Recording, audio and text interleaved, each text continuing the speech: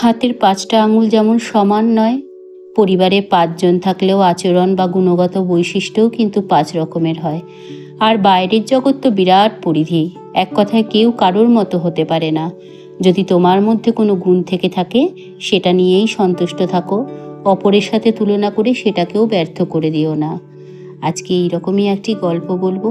যদি ভালো লেগে থাকে কমেন্টের মাধ্যমে জানাবেন এবং চ্যানেলটি সাবস্ক্রাইব করে দেবেন। এক সময় একটি জঙ্গলে একটি কাক থাকতো। কাকটি প্রচণ্ড কষ্টে জীবনযাপন করছিল। একদিন কাকটি একটি গাছের ডালে বসে কান্না করছিল। সেই গাছের নিচে এক সন্ন্যাসী বসেছিলেন।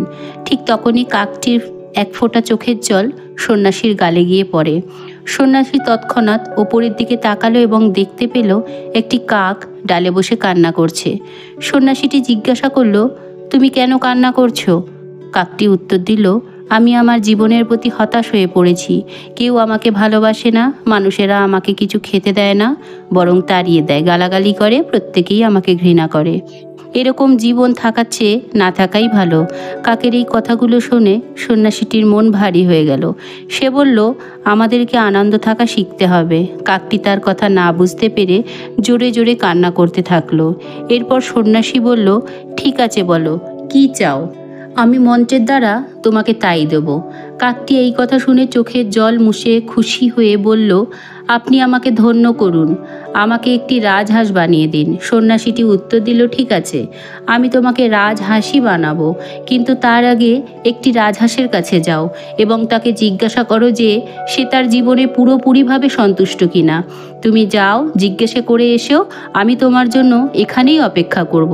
কাকটি খুশি হয়ে উড়তে উড়তে একটি রাজহাঁসের কাছে গেল। রাজহাঁসটি ঝিলের মধ্যে সাঁতার কাটছিল। কাকটি রাজহাঁসের কাছে গিয়ে বলল যে, তুমি কি সুন্দর, দুধের মতো পরিষ্কার ও ফর্সা তুমি, সবাই তোমাকে ভালোবাসে কত। তুমি মনে হয় পাখিদের মধ্যে সবচেয়ে সুখী, তাই না? রাজহাঁস বলল, না না বন্ধু, আমি এতটাও সুখী না। এই পৃথিবীতে কত সুন্দর সুন্দর রং রয়েছে, কিন্তু আমাকে দেখো, আমার মধ্যে তো কোনো রঙই নেই। সাদা আবার কোনো রং হলো? আমার মনে হয় টিয়া পাখি সবচেয়ে সুন্দর, সবাই টিয়া পাখিকে খুব পছন্দ করে। কাক এটা শুনে টিয়া পাখির কাছে গেল। টিয়া পাখিকে দেখে বলল, তুমি কত সুন্দর, কত রঙিন, তুমি মনে হয় পৃথিবীর সবচেয়ে সুন্দর পাখি। টিয়া পাখি উত্তর দিল, আমি সুন্দর হতে পারি কিন্তু খুশি নই। লোকেরা টিয়া পাখি খাঁচায় পোষে, আমার কত বন্ধু বান্ধব খাঁচায় বন্দি, আমি সব সময় ভয়ে ভয়ে থাকি যে আমাকেও কোনোদিন খাঁচায় বন্দি না হতে হয়।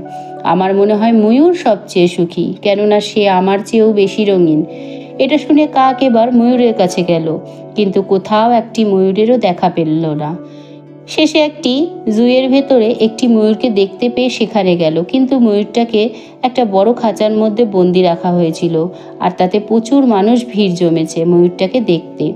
সুযোগ সুবিধা বুঝে কাকটি ময়ূরের কাছে গেল এবং বলল, তুমি কত সুন্দর, তুমি এতটাই সুন্দর যে রোজ হাজার হাজার মানুষ তোমাকে দেখতে আসে, আর আমাকে দেখো, যখনই কোনো মানুষ আমাকে দেখে সাথে সাথে তাড়িয়ে দেয়। আমার মনে হয় তুমি পৃথিবীর সবচেয়ে সুন্দর পাখি। ময়ূরটি উত্তর দিল, আমিও সবসময় ভাবতাম যে আমি সবচেয়ে সুন্দর, কিন্তু দেখো, আমাকে আমার সৌন্দর্যতার কারণে মানুষ আমাকে খাঁচায় বন্দি করে রেখে দিয়েছে। যখন লোকেরা আমার পাখা ছিঁড়ে ফেলে সাজিয়ে রাখার জন্য, তখন আমার প্রচণ্ড ব্যথা হয়। আমি একদমই সুখী নই বন্ধু।